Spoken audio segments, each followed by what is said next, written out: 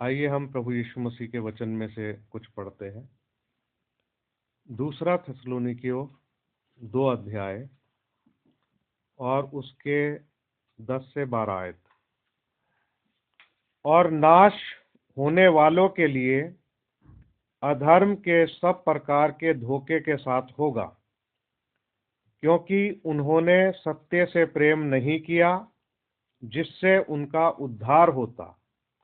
इसी कारण परमेश्वर उनमें एक भटका देने वाली सामर्थ को भेजेगा कि वे झूठ की प्रतीति करें, ताकि जितने लोग सत्य की प्रतीति नहीं करते वरन अधर्म से प्रसन्न होते हैं, वे सब दंड पाएं। परमेश्वर के पवित्र वचन के पढ़े और सुने जाने पे उसकी आशीष हो, आमीन। ये हमारा जो आज का विषय है ये उससे संबंधित आयत नहीं है, लेकिन मैंने इसको पढ़ा है आपके सामने क्योंकि इस आयत को मैं थोड़ा सा आपके साथ शेयर करूंगा बाद में। अब निकाले मत्ती 24 अध्याय और उसका 9 से लेकर के 14 आयत तक हम लोग देखेंगे। मत्ती 24 अध्याय 9 से 14। ये माफ कीजिए, तब वे कलेश देने के लिए तुम्हें पकड़वाएंगे और तुम्हें मार डालेंगे, और मेरे नाम के कारण सब जातियों के लोग तुमसे बैर रखेंगे। तब बहुत से ठोकर खाएंगे और एक दूसरे को पकड़वाएंगे और एक दूसरे से बैर रखेंगे। बहुत से झूठे भविष्यद्वक्ता उठ खड़े होंगे और बहुतों को भरमाएंगे। अधर्म के बढ़ने से बहुतों का प्रेम ठंडा पड़ जाएगा, परंतु जो अंत तक धीरज धरे रहेगा उसी का उद्धार होगा। और राज्य का ये सुसमाचार सारे जगत में प्रचार किया जाएगा कि सब जातियों पर गवाही हो, तब अंत आ जाएगा। परमेश्वर के पवित्र वचन के पढ़े और सुने जाने पर उसकी आशीष हो, आमीन। आइए दुआ में चले। प्यारे अनुग्रहकारी दयालु प्रभु यीशु मसीह, आपका हृदय से धन्यवाद देते हैं। आपने खुदाबंद हम पर अनुग्रह किया कि सुबह हम आपके वचन में से पढ़ सकें। प्यारे प्रभु, दुआ करते हैं इस पढ़े गए वचन पर आपकी आशीष हो और हम सबको आज आपके पवित्र वचन से आत्मिक लाभ मिले और हमारे प्राण प्रभु जोरावर हो। प्रभु जी, हमारी दुर्बलताओं और कमजोरियों को प्रभु आप दूर करना और हमें एक अच्छा मसीही बनने के लिए मार्गदर्शन देना। मेरी प्रार्थना है कि आपका पवित्र आत्मा हमारा मार्गदर्शन करे, हम सब भाई बहनों पर आपका अनुग्रह हो और हम सबके हृदय से आप अपने वचन के द्वारा बात करें। प्रभु, मैं अपने आप को आपके पवित्र हाथों में देता हूँ, आपका अनुग्रह चाहता हूँ।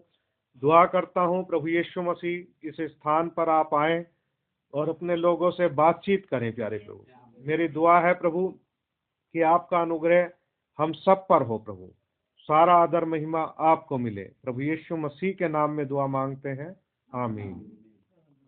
आप लोग बैठ सकते हो।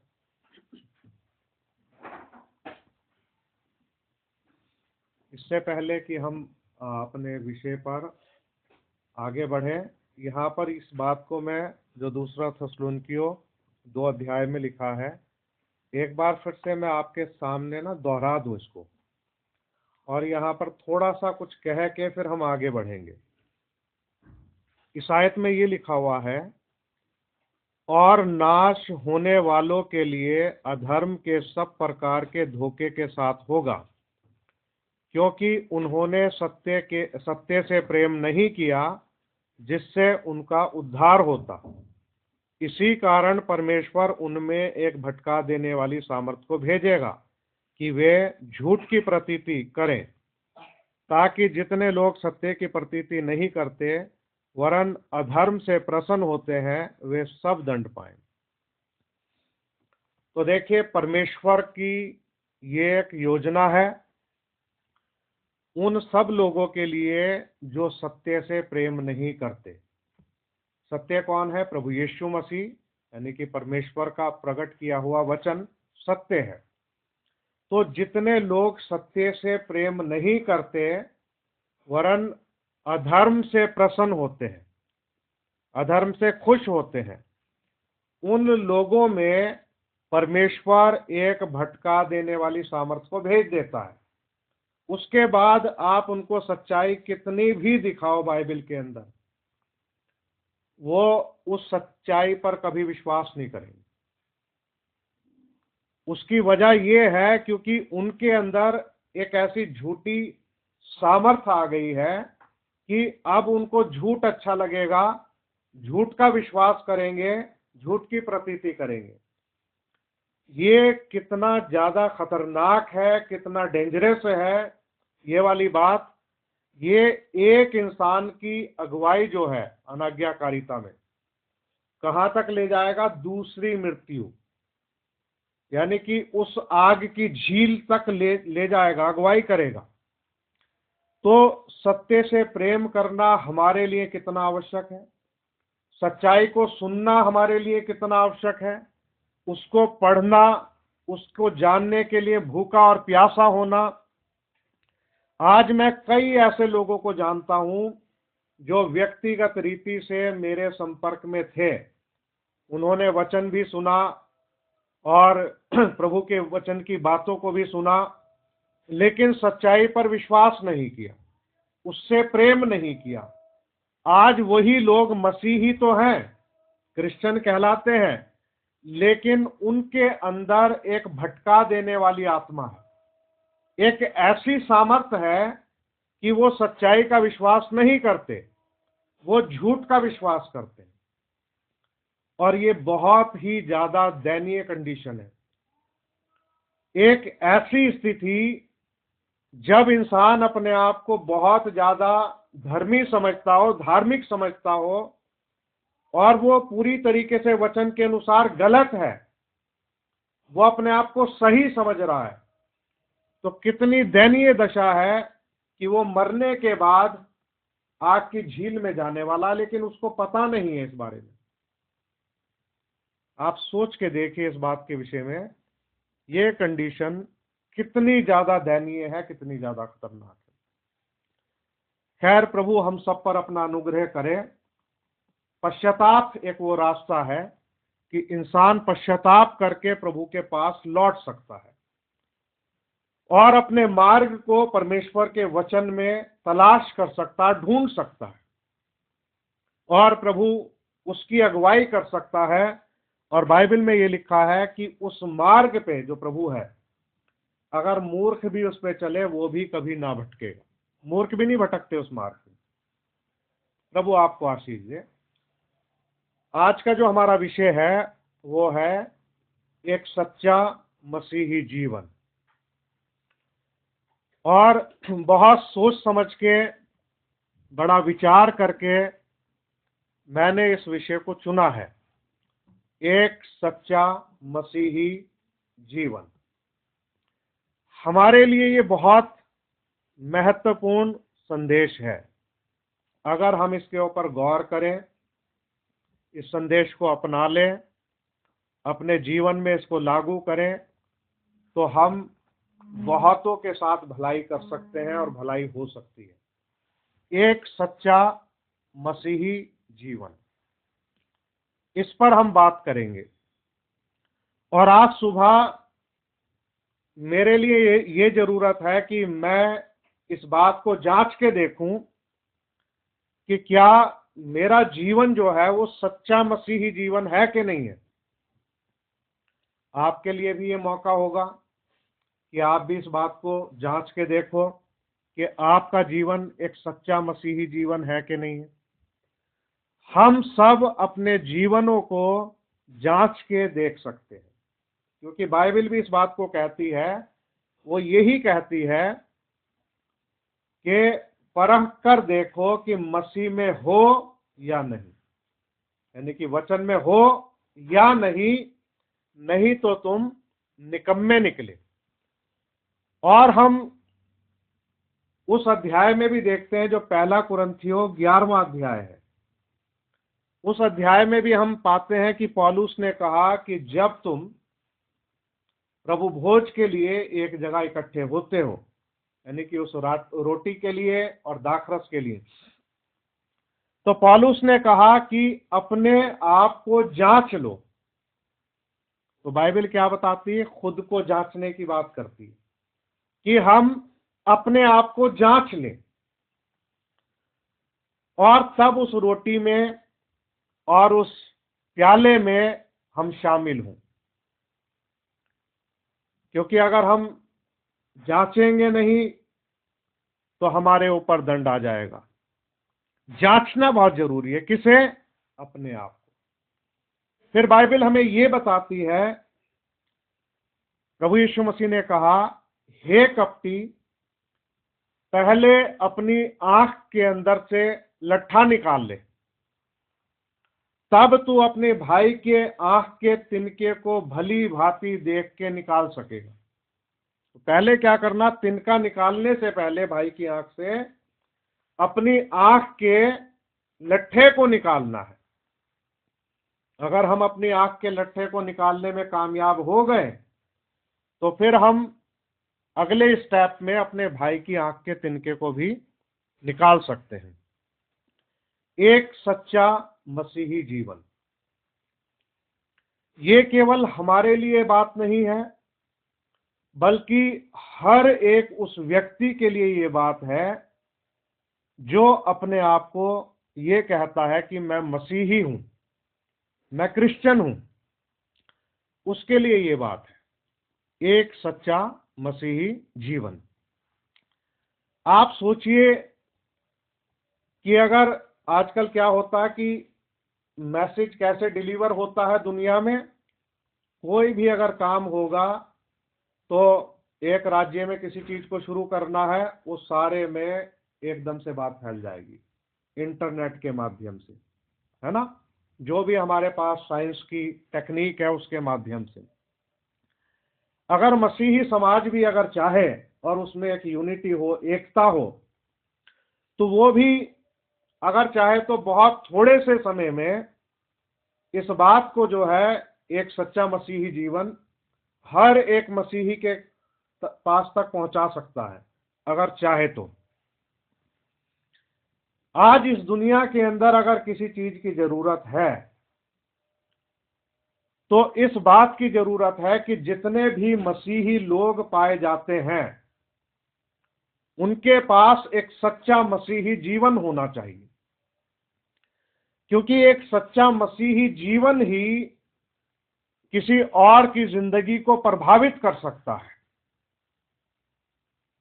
लेकिन बुद्धि की घटी की वजह से और समझ ना होने की वजह से हर एक इंसान जो है अपने अपने तरीके से काम करने में लगा हुआ है और काम को करने के बजाय काम को बिगाड़ा जा रहा है। काम होता कम है लेकिन उससे बिगाड़ ज्यादा होता है। अगर हम प्रभु यीशु मसीह की साधारण बातों को सीख लें, मतलब मैं ये 4-6 लोगों की बात नहीं कर रहा हूं, मैं सारे मसीही समाज की बात कर रहा हूं। अगर सारी दुनिया का मसीही समाज प्रभु यीशु मसीह की साधारण बातों को सीख ले और उन बातों को अपने अंदर अपना ले और उस जीवन को जीना शुरू कर दे, तो एक बेहतरीन संदेश जो है इस अंधकार से भरे हुए संसार के अंदर डिलीवर हो सकता है। इसके अलावा और कोई तरीका नहीं है कि एक अच्छा संदेश लोगों तक पहुंचे कि जब तक हमारे पास एक सच्चा मसीही जीवन ना हो। हमें आज अगर किसी चीज की जरूरत है तो एक सच्चे मसीही जीवन की जरूरत है, और उसी के द्वारा हम इस बात को प्रकट कर सकते हैं कि हम प्रभु यीशु मसीह के गवाह हैं। हम अपने आप में एक गवाही रखते हैं। पिछले दिनों का आपको एक संदेश याद होगा कि हमारी गवाही कहाँ है ना? इसके ऊपर हमने एक संदेश मैसेज शेयर किया था, हमारी गवाही कहाँ है। तो वास्तव में हमारे पास एक गवाही होनी चाहिए। और ये जरूरी नहीं है कि हर एक दी जाने वाली गवाही हम मुंह से शब्द बोलकर ही दें। ठीक है, बहुत सारी ऐसी बातें हैं जब तक हम बोल करके नहीं बताएंगे तो लोगों को नहीं पता चलेगा। लेकिन एक ऐसी गवाही भी है जिसमें हमें बोलने की जरूरत नहीं है, हमें विश्वास को कामों से प्रकट करने की जरूरत है, जिसके विषय में प्रभु यीशु मसीह ने कहा कि लोग तुम्हारे भले कामों को देखकर तुम्हारे पिता की जो स्वर्ग में है तुम्हारी बड़ाई करें। तुम्हारे नेक कामों को देखकर तुम्हारे पिता की जो स्वर्ग में है बड़ाई करें। प्रभु यीशु मसीह ने कहा, जो नगर पहाड़ पर बसा हो वह छिप नहीं सकता। किसी भी रीति से वो नगर छिप नहीं सकता जो पहाड़ पर बसा हुआ है। तो हमारा जीवन ऐसा होना चाहिए कि जिस प्रकार से एक नगर होता है जो पहाड़ पर बसा होता है, और हमारे जो काम है, हमारी जिंदगी के जिन वचनों को हम जी रहे हैं, वो कहीं अधिक तेजी के साथ में हमारी गवाही को प्रस्तुत करेंगे और एक अच्छे मसीही जीवन के द्वारा हम अपने प्रभु परमेश्वर की महिमा कर सकते हैं। एक अच्छे मसीही जीवन के द्वारा राज्य का ये सुसमाचार सभी जातियों तक पहुंचाया जा सकता है, क्योंकि जब तक हमारे पास एक अच्छा मसीही जीवन नहीं होगा तब तक इस काम को भली भांति किया नहीं जा सकता। मैंने आपके सामने जो आयत ली है मेन, और राज्य का ये सुसमाचार सारे जगत में प्रचार किया जाएगा कि सब जातियों पर गवाही हो, तब अंत आ जाएगा, तब अंत आ जाएगा। अब इससे पहले हम कुछ बातों को देखते हैं। 9वीं आयत, तब वे कलेश देने के लिए तुम्हें पकड़वाएंगे और तुम्हें मार डालेंगे, और मेरे नाम के कारण सब जातियों के लोग तुमसे बैर रखेंगे। मेरे नाम के कारण। तो यहां पर हमारे जीवन में कलेश भी आएंगे, हमें पकड़वाया भी जाएगा, और हमसे सब जातियों के लोग बैर रखेंगे। और ये बैर रखने का कारण वही है जो उत्पत्ति में था। कैन ने हाबिल से बैर रखा, क्यों? क्योंकि हाबिल के काम धार्मिकता के थे। यूसुफ के भाइयों ने उससे बैर रखा क्योंकि यूसुफ के काम जो थे वो आत्मिक थे। वो स्वप्न देखता था, दर्शन देखता था, अपने पिता का वो बहुत ही प्रिय था, पिता के नजदीक रहने वाला था। उसके भाइयों ने जो है उससे क्या की? नफरत की। और प्रभु यीशु मसीह के यहूदी भाइयों ने भी उससे नफरत की, और उसकी वजह ये थी क्योंकि वो उन कामों को करता था जिन कामों को परमेश्वर के सिवाय कोई दूसरा नहीं कर सकता। वो काम उसकी गवाही दे रहे थे, लेकिन लोगों ने उस पर विश्वास नहीं किया। तो प्रभु यीशु मसीह ने ये बातें कही, तब बहुत से ठोकर खाएंगे और एक दूसरे को पकड़वाएंगे और एक दूसरे से बैर रखेंगे।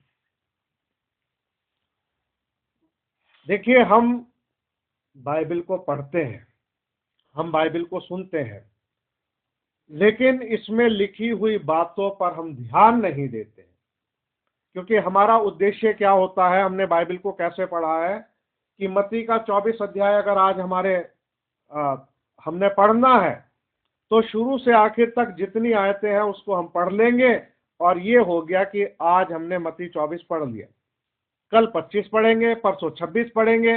इसी तरीके से पढ़ते हुए हम आगे बढ़ जाएंगे। हम सबके साथ ऐसा ही होता है, मेरे साथ भी ऐसा होता है। आपके साथ भी ऐसा ही होता है, लेकिन हमें चाहिए कि हम इन बातों को टिक करके देखें कि वचन क्या कहता है। तब बहुत से ठोकर खाएंगे और एक दूसरे को पकड़वाएंगे और एक दूसरे से बैर रखेंगे। मसीही व्यक्ति को इस बात को समझना चाहिए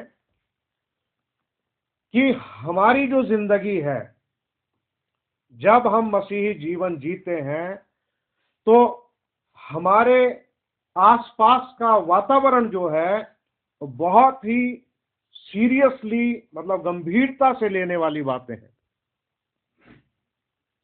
क्योंकि मसीही जीवन एक ऐसा जीवन है कि हर इंसान की आंख में हम खटकेंगे। लेकिन हम यहां पर फेल कहां पर हो जाते हैं, हमारा फेलियर कहां पर है? हमारा फेलियर जो है, एक मसीही व्यक्ति का फेलियर यहां पर है। इस बात को आप समझिए। देखिए, जो संसार के लोग होते हैं उनमें क्या बात होती है, एक तो वो औरों को सताते हैं, बिना किसी कारण के वो सताएंगे। ऐसे लोग होंगे दुनिया में, बिना किसी कारण के वो सताएंगे। आप किसी के पड़ोसी हैं, वो आपको सताने के लिए कुछ भी करेंगे। हो सकता है कूड़ा फेंक दें, हो सकता है अपनी गाड़ी खड़ी कर दें, हो सकता है किसी और बात पे लड़ जाएं, हो सकता है कुछ और गड़बड़ कर दें, कुछ ना कुछ ऐसा करेंगे संसार के लोग। तो वो क्या करते हैं, सताने वाले लोग होते हैं, और उनमें खुद के अंदर सहनशीलता नहीं होती। तो जब हम संसार में थे तो कैसे थे, हम लापरवाह थे, हमें चिंता ही नहीं होती थी किसी भी बात की। भाई किसी का कोई दिल दुख रहा है हमारी वजह से, या कुछ चोट पहुंच रही है, तो हम कहां परवाह करते थे जब संसार में थे, क्योंकि हम तो अंधकार थे, और अंधकार में होने के कारण हमें कुछ मालूम नहीं था। लेकिन जब हम मसीह में आ जाते हैं तो फिर क्या होता है, हम प्रभु के वचन को पढ़ना शुरू कर देते हैं, और हमारे जीवन से बहुत सारी चीजें निकलनी शुरू हो जाती हैं, बाहर निकल जाती हैं। अब कम से कम हम ऐसे हो जाते हैं कि किसी दूसरे को हम खुद नहीं परेशान कर रहे हैं। समझ गए? हम खुद किसी को परेशान नहीं कर रहे हैं, हम किसी से लड़ाई नहीं कर रहे हैं। बहुत सारी चीजें हमारे जीवन में सुधार आ गई, लेकिन एक कमी रह गई, और वो कमी ये है कि अगर किसी ने हमें कुछ कह दिया तो हम भड़क गए। किसी ने कुछ कह दिया तो भड़क गए, और इस प्रकार से, क्योंकि हमारा भी व्यवहार फिर वैसा ही हो जाता है, फिर हम कहते हैं कि भैया इसकी वजह से ऐसा हो गया, मैंने तो ऐसा नहीं करना था, इसकी वजह से हो गया। फिर दोष किस पे दे देते हैं, दूसरे के ऊपर। मसीही जीवन की सफलता इस बात में है कि जिस प्रकार से प्रभु यीशु मसीह ने सब कुछ सह लिया।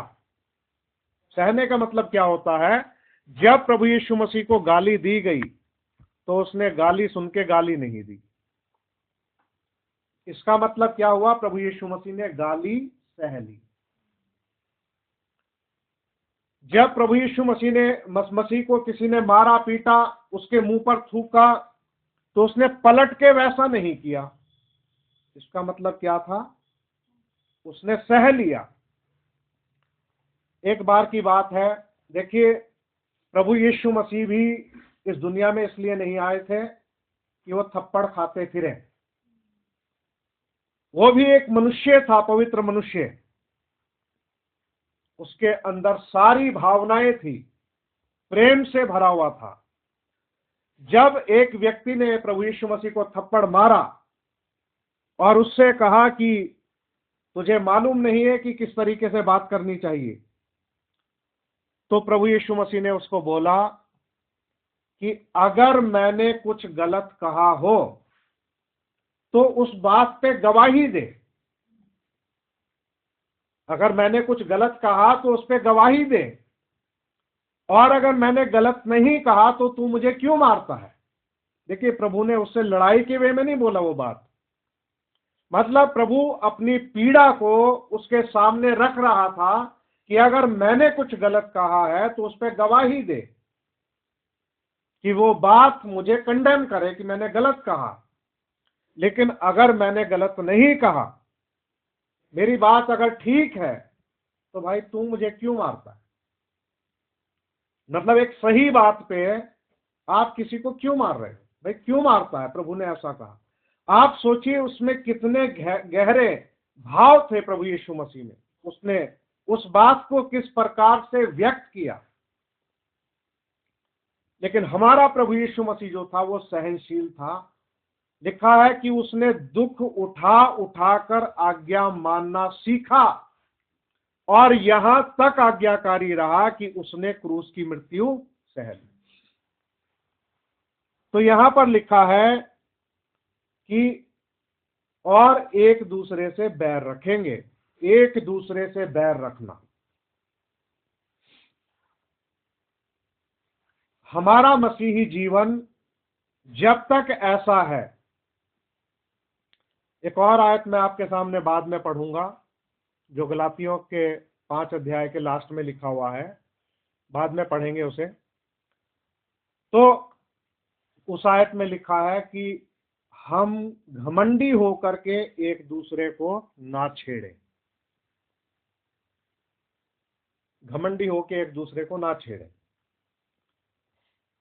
अब एंड टाइम मैसेज जो है हमारा, इतना अच्छा ये संदेश है, इसके अंदर सच्चाई भरपूर है, लेकिन हम फेल हो गए, असफल हो गए हम। उसकी वजह क्या है? उसकी वजह यह है कि ना तो हमारा जीवन प्रेरितों के समान है, जिनकी शिक्षा को फॉलो करने का हम दावा करते हैं, और ना ही हमारा जीवन जो है इस युग के संदेशवाहक भाई ब्राह्मण के जैसा है। अगर हमारी जिंदगी भी पौलुस पतरस भाई ब्राह्मण के जैसी होती, या हम अपने आप को उस जीवन में वैसे जीवन में ढालने की कोशिश करते, तो आज ये संदेश जो है ये सफल हो जाता। हमारा विषय है एक सच्चा मसीही जीवन। तो इस संदेश को, इस वचन को किसने असफल कर दिया? मैंने कर दिया और आपने कर दिया। कैसे कर दिया? क्योंकि हमें समझ नहीं थी। ये बहुमूल्य चीज हमारे हाथों में तो आ गई, लेकिन इसको संभालना कैसे है, इसको इस्तेमाल कैसा करना है, इस बात को हम नहीं सीख पाए।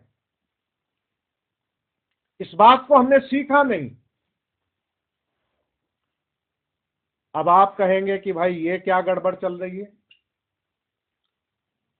सब प्रभु की योजना है, लेकिन पहले नहीं सीखा तो अब सीख लेंगे। भाई उसको थोड़ा जागृत करो। इधर देखो बेटा। अब जैसे ये ग्रेस जो है भाई की बेटी, अभी ये 6 साल की है।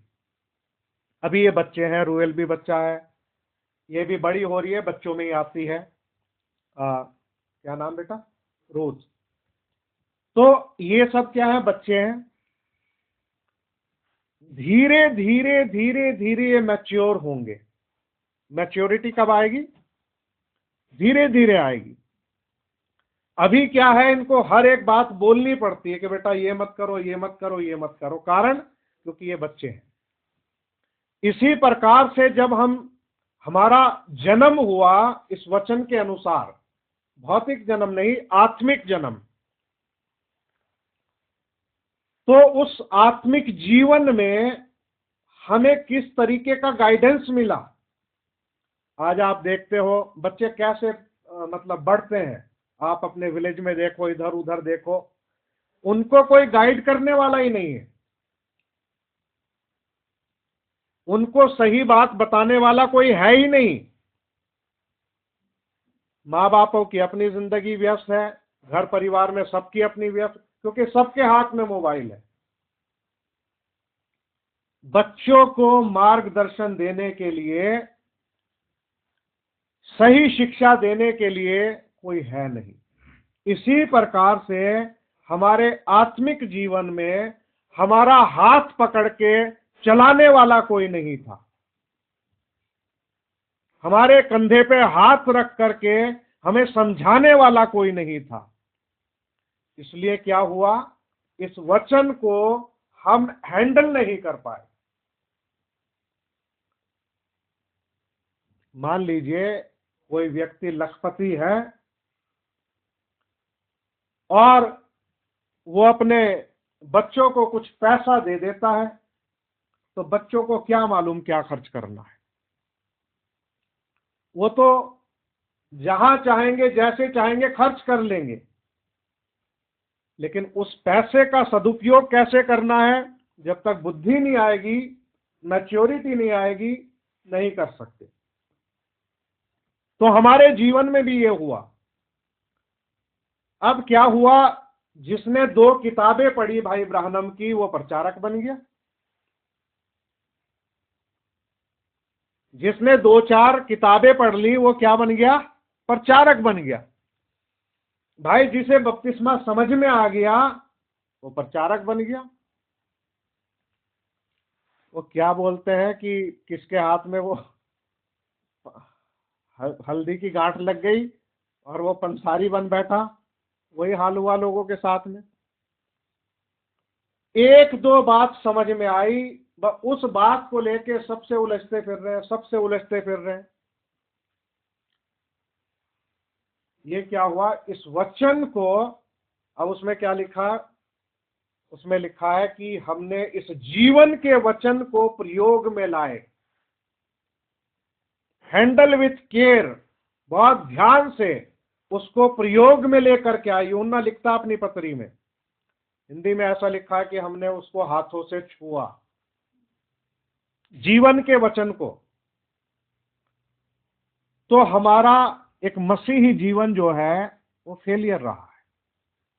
हम इस बात को कह सकते हैं, हमारा मसीही जीवन फेलियर रहा है और हमने इस संदेश को फेल कर दिया,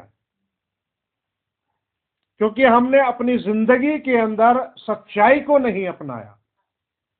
हम एक सच्चे मसीही नहीं बने।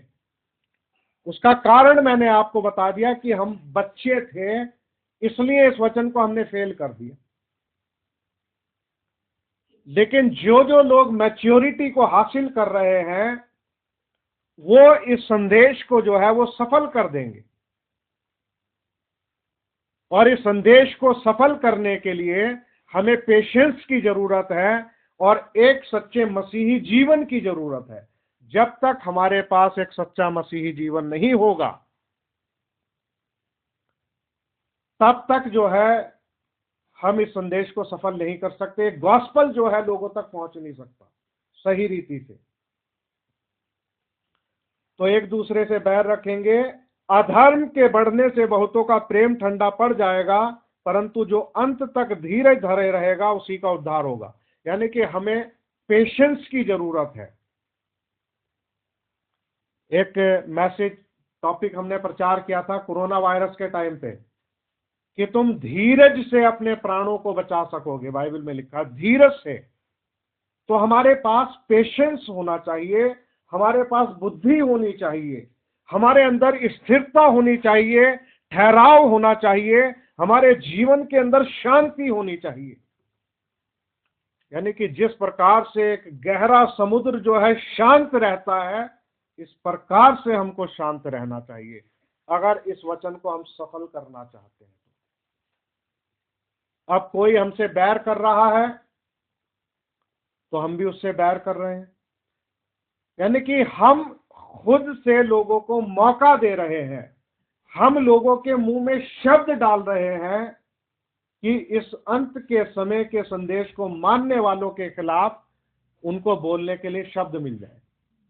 आप समझ रहे हैं मेरी बात? मेरा कहने का मतलब यह है कि एक सच्चा मसीही जीवन, राज्य का ये सुसमाचार सारे जगत में प्रचार किया जाएगा, तब अंत आ जाएगा। और ये सारे सताव के बाद में क्या बात लिखी है? ये लिखा है कि जो अंत तक धीरज धरे रहेगा। यानी कि हमको सताव को भी सहना है, बैर को भी सहना है, निंदा को भी सहना है, शैतान के हर एक आक्रमण को सहना है और धीरज धरना है। क्योंकि अगर हम अपना धीरज खो दें तो हम इस गॉस्पेल को कैसे शेयर करेंगे। एक सच्चा मसीही जीवन, हमारी जिंदगी से ये गॉस्पेल आगे बढ़ना चाहिए, ये सुसमाचार। अभी जो आप कह लीजिए, जब से ये रोमन कैथोलिक संस्था अस्तित्व में आई है ना, 325 ईस्वी में, 300 साल चलो वो लगा लीजिए, और 1700 साल मान लीजिए, संस्थाई मंडलियों का भी सारा काम 1600 साल लगा लीजिए, यानी कि 1600 वर्षों में वो गॉस्पेल नहीं प्रीच किया गया जो पेंथिकुस्त का गॉस्पेल था। प्रभु यीशु मसीह के रेजरेक्शन को जो प्रमाणित करता था, वो गॉस्पेल प्रीच नहीं किया गया, क्योंकि उस गॉस्पेल में प्रभु यीशु मसीह के नाम के बपतिस्मे का शामिल नहीं किया जाना था।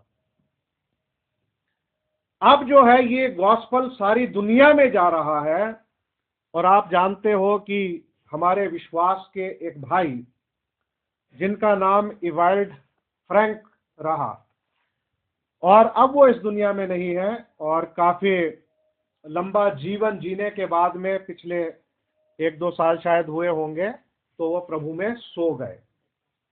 तो उन्होंने 150 से ज्यादा, मैं सोचता हूं शायद उससे भी ज्यादा रहा होगा, एग्जैक्ट मेरे को मालूम नहीं, इतने अधिक देशों में जाकर के उन्होंने इस संदेश का प्रचार किया। ये ट्रू गॉस्पेल जो है इसको पहुंचाया गया, और आज ये बात सच्चाई है कि भाई ब्राह्मण के जो संदेश हैं वो हर एक भाषा में अनुवाद किए जा रहे हैं, ताकि हर जगह एक गवाही हो। प्रभु यीशु मसीह के नाम के बपतिस्मे के साथ प्रेरितों की शिक्षा, मतलब एक सच्चा सुसमाचार लोगों तक फ्री में, मुफ्त में पहुंचाने की कोशिश हो रही है। ये एक ऐसी सेवा है, ये मुफ्त है, फ्री है। देखिए, यहां पर प्रार्थना के लिए किसी से पैसा नहीं लिया जाता, ये तो कभी दिमाग में बात आती भी नहीं है। जो सच्चे लोग होते हैं उनके, वो कभी तेल नहीं बेचते, कभी पानी नहीं बेचते, ये बिजनेस नहीं करते वो चर्च में, ये सब फ्री में है। प्रभु ने कहा कि तुमने श्वेतमेध पाया है, श्वेतमेध। ये वचन की शिक्षा मुफ्त में दी जाती है, प्रार्थना मुफ्त में की जाती है, सब कुछ क्या है, फ्री ऑफ कॉस्ट है, ताकि कोई निर्धन व्यक्ति भी इस बात को ना कह सके कि हम तक संदेश नहीं पहुंचा, हम तक सच्चाई नहीं पहुंची। इस सच्चाई को मुफ्त में लोगों तक पहुंचाया जा रहा है, यहां तक कि जंगली स्थानों तक ये सच्चाई जो है जा रही है। नेपाल में चली गई, नेपाल के पहाड़ों पर चली गई, कहां कहां चली गई, ये सच्चाई जो है कहां कहां जा रही है दुनिया में। राज्य का ये सुसमाचार सारे जगत में प्रचार किया जाएगा कि सब जातियों पर गवाही हो, तब अंत आ जाएगा। और इस गॉस्पेल को आगे बढ़ाने की जिम्मेवारी हमारी है, क्योंकि अब तो प्रेरित है नहीं, अब इस आखिरी के समय में जो परमेश्वर के पुत्रों का मैनिफेस्टेशन हुआ, प्रगटीकरण हुआ है, वो इसलिए हुआ है ताकि वो उसके गुणों को प्रकट करें। आइए हम दूसरा कुरिन्थियों में से कुछ पढ़ेंगे और धीरे धीरे आगे बढ़ेंगे। और 40 मिनट लगभग हो चुके हैं और मैंने काफी कुछ लिखा हुआ है। दूसरा कुरिन्थियों 3 अध्याय 3 से 9। यह प्रकट है कि तुम मसीह की पत्री हो, जिसको हमने सेवकों के समान लिखा है, और जो स्याही से नहीं परंतु जीवते परमेश्वर के आत्मा से, पत्थर की पट्टियों पर नहीं परंतु हृदय की मांस रूपी पट्टियों पर लिखी हुई है। हम मसीह के द्वारा परमेश्वर पर ऐसा भरोसा रखते हैं मैं बस ज़्यादा नहीं पढ़ूंगा, इसमें एक यही तीसरी आयत पढ़ूंगा, और ताकि मैसेज को थोड़ा संक्षिप्त रखा जा सके। यह प्रकट है कि तुम मसीह की पत्री हो। अब पौलुस क्या कह रहा है कि यह प्रकट है कि तुम मसीह की पत्री हो। अब अगर हम पत्री हैं तो हमारे जीवनों को लोग पढ़ते हैं। विषय यही है, एक सच्चा मसीही जीवन। अगर हमारे जीवनों को लोग पढ़ रहे हैं, वो उस समय भी पढ़ रहे हैं जब हम बोल नहीं रहे। बहुत से लोग बोल के वचन का प्रचार करते हैं और बताते हैं, लोगों को समझाते हैं चीजें। क्या हमारा एक सच्चा मसीही जीवन है? जब लोग हमें पढ़ते हैं तो वो क्या पढ़ते हैं?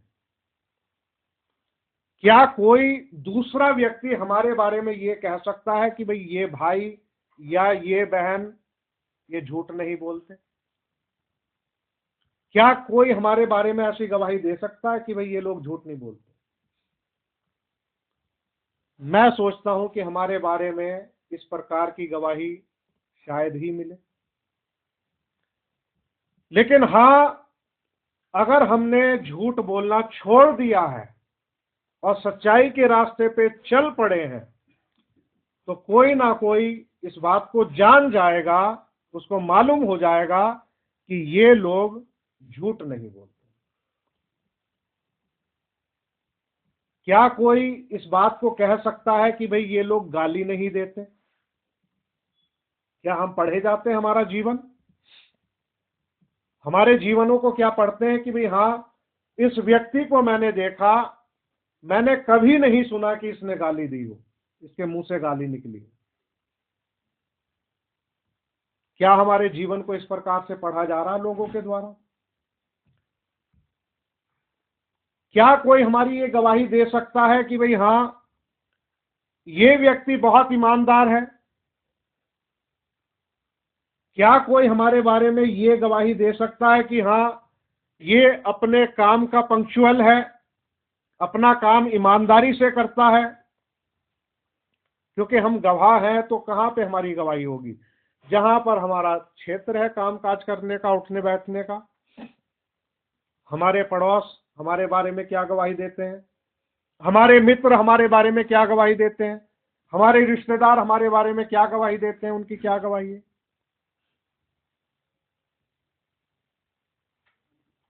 पौलुस ये बात बोल रहा है कि ये प्रकट है कि तुम मसीह की पत्री हो, जिसको हमने सेवकों के समान लिखा है। सेवकों के समान लिखा है, यानी कि उनके जीवन को पौलुस ने बदल के रख दिया। जब कलीसियाओं में उसके पत्र पढ़े जाते थे तो लोगों को ये मालूम हो जाता था, पता चल जाता था कि भाई अब स्त्रियों को बाल नहीं कटवाने। दिख जाता था, पता चल जाता था भाई ये ऐसे मसीह है। जैसे भाई के बारे में कभी कभी इनके मालिक कहते हैं कि भाई ये बंदा जो है क्रिश्चियन है, इसके बारे में बोलते हैं भाई के, ये बंदा क्रिश्चियन है। अभी कौन सा वाला क्रिश्चियन है ये नहीं हमें मालूम, लेकिन ये क्रिश्चियन है, ये चर्च को जाता है और ये इस प्रकार से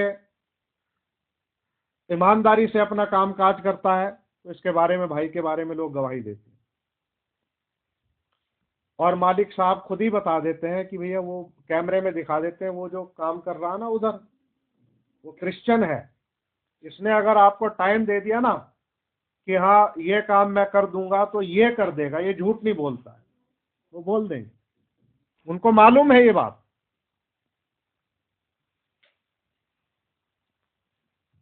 तो हम अगर लिखित पत्रियां हैं तो हमारा जीवन लोगों के द्वारा पढ़ा जाता है, लोग हमारे जीवन को पढ़ते हैं। और जब हम मसीह के रास्ते पे चलने लगते हैं मेरे प्रिय भाई बहनों, तब हर एक निगाह हम पर लग जाती है। फिर वो कमियां ढूंढने लगते हैं, वो ये देखते हैं कि भैया इसके अंदर हम कोई दोष पाए। जैसे शद्रक, मेशक, अबेदनगो, डैनियल, ये यहूदी लोग थे। वहां पर हम देखते हैं मौदरके, एस्तर की किताब में ये यहूदी थे। तो यहूदी लोग जो थे वो लोगों की आंखों में खटकते थे। कैसे खटकते थे? लोग उनसे बड़ी जलन रखते थे और सोचते थे कि कोई ना कोई तो दोष मिले, इनके काम में ही कोई दोष देख लें, शिकायत कर दें कि भैया ये तो लेट आता है, ये तो काम प्रॉपर नहीं करता, ये तो जल्दी भाग जाता है, कुछ भी बोल सकते हैं। कोई ना कोई दोष वो ढूंढने में लगे रहते थे। और जब आप ये कह देते हो कि हम मसीही हैं और सच्चाई पर चल रहे हैं, उसके बाद हर एक निगाह आप पर लग जाती है और बहुत बारीकी से आपको वॉच किया जाता है, देखा जाता है। और जब हमारा एक सच्चा मसीही जीवन नहीं होता, जब लोग हमारे घर में आवाज सुनते हैं कि भाई इनके घर में तो लड़ाई की आवाज आ रही है, जोर जोर से ये तो चिल्ला रहे हैं, है ना, तो लोगों के कान खड़े हो जाते हैं, पड़ोसियों के भी। फिर वो सुनेंगे और उनको मौका मिल जाएगा इस बात को कहने का कि ऐसे मसीही होते हैं, ऐसे एंड टाइम मैसेज के होते हैं, इनके घर में से तो रोज ही लड़ाई झगड़ों की आवाज आती है, तेज तेज चिल्लाने की आवाज आती है। अब एक सच्चा मसीही जीवन हमारे पास में है नहीं, बातें ही बातें हैं बस।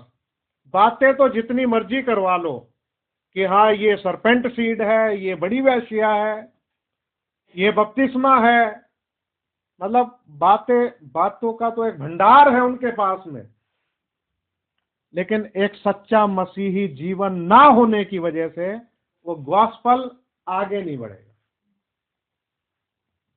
क्योंकि लोगों को क्या चाहिए? उनको प्रेम चाहिए कि आपके हृदय में प्रेम हो। आपके पास पड़ोसी आपके गवाह होने चाहिए कि हमने कभी इनके घर में लड़ाई झगड़े की आवाज नहीं सुनी, ये शांत रहते हैं, ये प्रेम से रहते हैं, इनका जीवन अच्छा है। दूसरों की गवाही हमारे लिए होनी चाहिए, वो मायने रखती है। तो जो हम कहें उसके ऊपर हम क्या रहें? स्थिर रहें, स्थिर रहें। और इस बात को हमें ध्यान रखना चाहिए कि एक सच्चा मसीही जीवन क्या होता है और वो कैसे बनता है।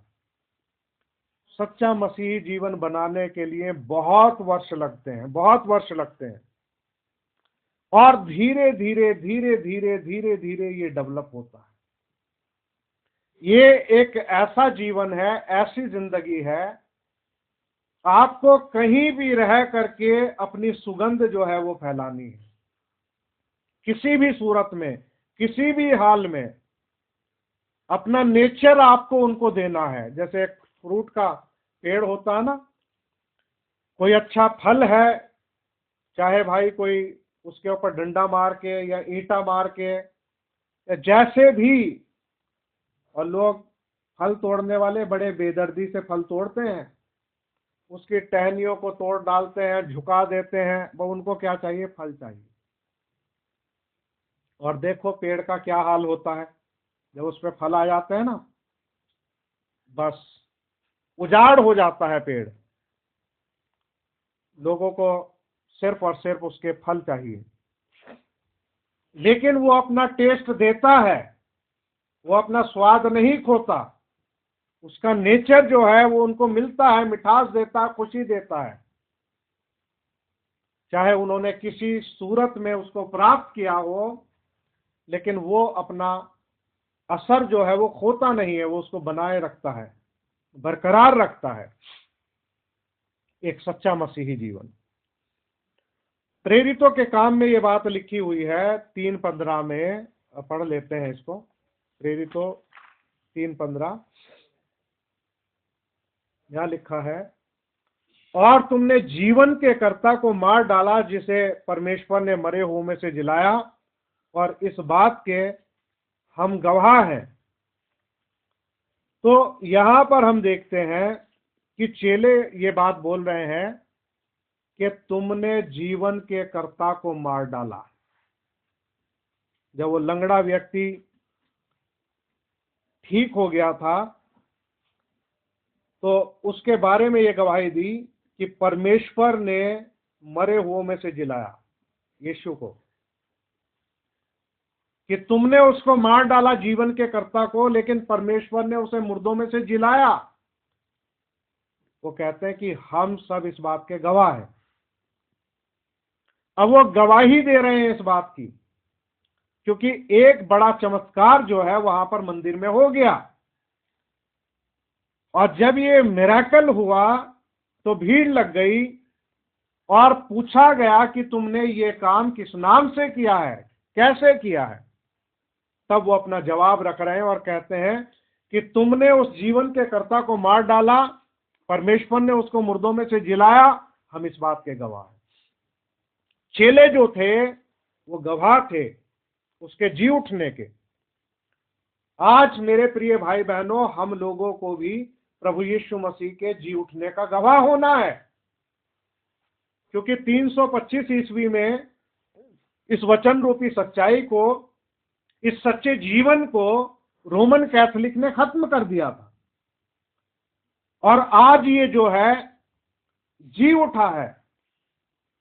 ये वचन हमारे लिए जीवंत प्रकट हो चुका है, सच्चाई वापस आ गई। उन्होंने तो इसको खत्म करने के लिए बिल्कुल अंधेरे कालों में पूरी तरीके से सब लोगों को उन्होंने मार डाला, कितना बुरा काम किया उन्होंने, लेकिन ये सच्चाई जो है ये छिपी नहीं रह सकती, क्योंकि बाइबल में लिखा है, परमेश्वर कहता है कि तुम मेरे गवाह हो। परमेश्वर ने कहा जब मैं काम करना चाहूं तो उसे कौन रोक सकता है। तो शैतान की सारी ताकत भी प्रभु यीशु मसीह के नाम के बपतिस्मे को रोक नहीं सकी। शैतान की सारी ताकत भी एक खुदा की शिक्षा को रोक नहीं रख सकी। ये सारी चीजें पुनः जीवंत प्रकट होकर के उसके आत्मा के द्वारा हमारे सामने है, और आज हम इस सब के क्या हैं, गवाह हैं। इस बात को प्रभु पुराने नियम में भी बोलता है। यशाया 43 निकाले जरा।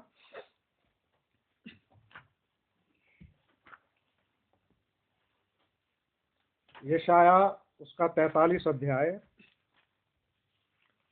और उसकी हम लोग देखते हैं 10 से 13 तक।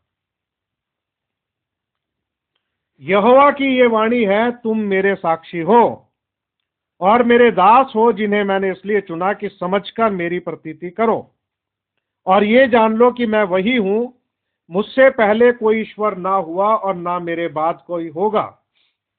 देखिए यहां पे लिखा समझकर मेरी प्रतीति करो, कि तुम मेरे गवाह हो, समझ के मेरी प्रतीति करो। अभी एक गवाह को जो है प्रभु की प्रतीति को कैसा करना है, मतलब इसमें बहुत ही सीरियसनेस की जरूरत है। मैं ही यहोवा हूं, मुझे छोड़ कोई उद्धार करता नहीं। मैं ही ने समाचार दिया और उद्धार किया और वर्णन भी किया, जब तुम्हारे बीच में कोई पराया देवता ना था, इसलिए तुम मेरे साक्षी हो। प्रभु कह रहा तुम मेरे गवाह हो, यहोवा की यही वाणी है। मैं ही परमेश्वर हूं, भविष्य में भी मैं ही हूं, मेरे हाथ से कोई छुड़ा ना सकेगा। जब मैं काम करना चाहूं तब कौन मुझे रोक सकेगा। अभी ये प्रभु का काम है, जो आखिरी युग में प्रभु ने अपने दूत के द्वारा किया, भविष्यवक्ता दूत के द्वारा, और इस संदेश को जो है जीवंत प्रकट किया। आज इस जीवित वचन के हम सब गवाह हैं।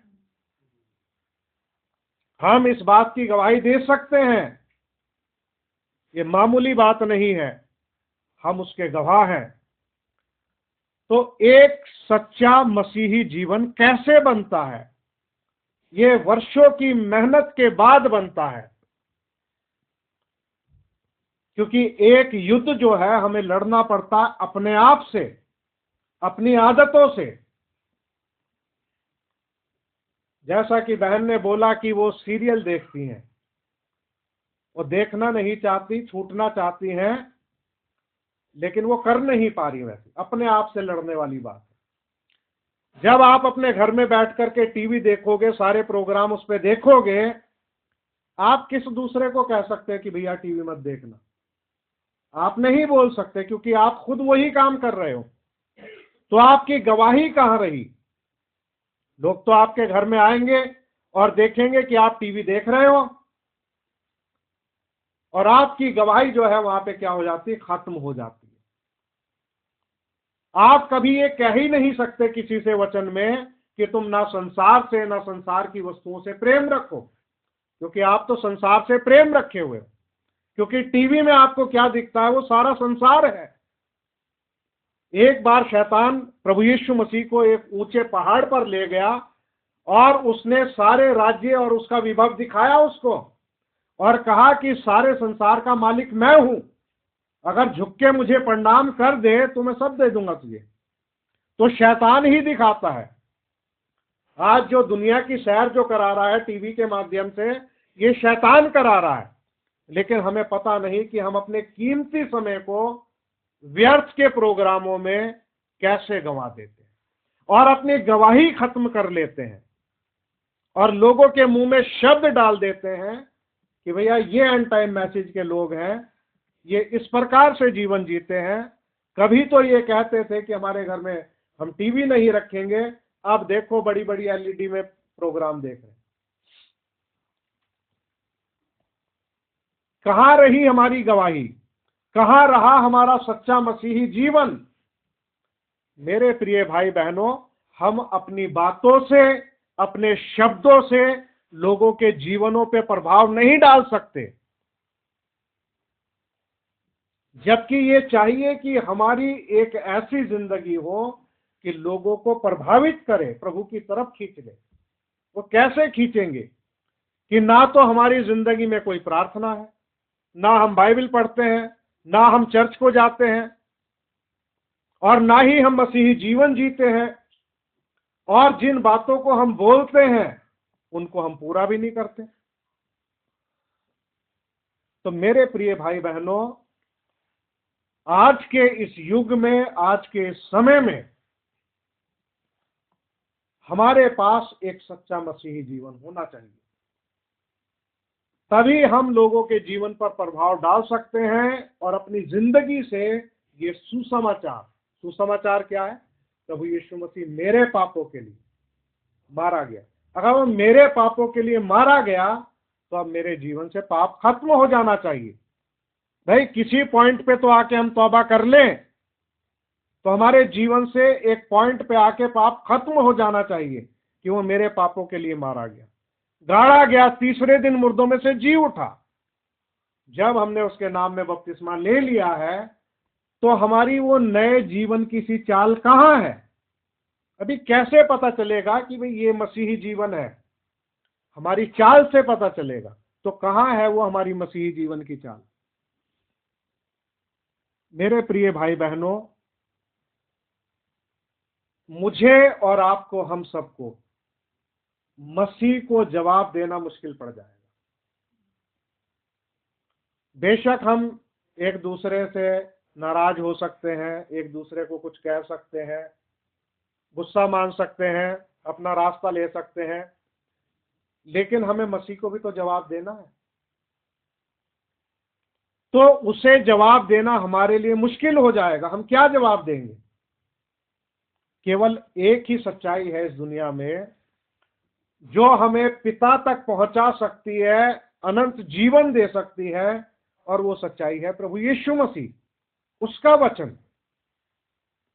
लोगों ने पूछा प्रभु यीशु मसीह से, प्रभु से कहा कि परमेश्वर का कार्य करने के लिए हम क्या करें? प्रभु यीशु मसीह ने उनको क्या बोला? जिसे उसने भेजा है उस पर विश्वास करो, यीशु मसीह पर विश्वास करो। हमें एक गवाह बनने के लिए, एक सच्चा मसीही जीवन लोगों के सामने रखने के लिए, मेरे प्रिय भाई बहनों, अपने आप को मारना पड़ेगा। जब तक हम मरेंगे नहीं, हमारे अंदर से एक मसीही जीवन प्रकट नहीं हो सकता। यीशु मसीह ने भी कहा कि जब गेहूं का दाना मर जाता है उसके बाद वो अपने साथ और फल को लेकर के आता है। हमें मरना बहुत जरूरी है, पश्चाताप करना जरूरी है। ये काम बहुत मुश्किल होता है। मैं इसके लिए आपको बताऊं, ये पेनफुल प्रोसीजर है। पुराने नियम में खतना किया जाता था। खतना जो होता था ये पेनफुल प्रोसीजर था। मैंने बचपन में देखा खतना कैसे होता है। तो भाई ब्राह्मण भी उदाहरण देते हैं, जैसे पशुओं का उदाहरण देते हैं कि जब सरकार मोहर लगाती है तो वो एक लोहे की उसको नंबर को पूरी तरीके से गर्म करके उसके शरीर के ऊपर दाग देते हैं, और वो हिस्सा स्किन जो है वो पूरी तरीके से जल जाता है। आप सोचिए कितना पेनफुल प्रोसीजर है। मतलब किसी जानवर के ऊपर एक मोहर लगाना कितना पेनफुल है। इसी प्रकार से पुराने मनुष्य तत्व को उतार के फेंक देना ये इंसान के लिए बड़ा पेनफुल है, क्योंकि जिसके साथ में हम रहते आए हैं, जो हमारा जीवन का हिस्सा था, जिसका हम आदी हो चुके थे, उसको अपने से अलग करना ये पेनफुल है। मान लीजिए आप क्रिकेट मैच के बड़े शौकीन रहे हो, और जब भी मैच आता हो और आप उसके साथ एक आत्मा हो जाते हो, उस खेल की आत्मा में डूब जाते हो, उससे अपने आप को अलग करना बड़ा पेनफुल है, बहुत पेनफुल है। लेकिन करना पड़ेगा अगर आप चाहते हो कि एक मसीही जीवन प्रकट हो हमारे अंदर से सच्चा, तो उसका मर जाना और अंदर से निकल जाना जरूरी है। हो सकता है कि आपके कोई फेवरेट एक्टर हो, एक्ट्रेस हो, उनको अपने अंदर से निकाल पाना बहुत मुश्किल होता है, लेकिन जब तक वो मरेंगे नहीं, निकलेंगे नहीं, तब तक एक मसीही जीवन नहीं प्रकट होगा। ये मैं आपको क्यों कह रहा हूं, ऐसा करना क्यों जरूरी है? ये इसलिए जरूरी है कि जब तक हमारे अंदर ये चीजें मर नहीं जाएंगी, आप देखिए, चाहे हमें तो अब ये भी नहीं ध्यान रहता कि वर्ल्ड कप कब आ रहा कब नहीं आ रहा, खेल के बारे में। जब 4 लोग इकट्ठे होते थे हम, तो हम काय की बात करते थे? हमारे बीच में टॉपिक होता था क्रिकेट का।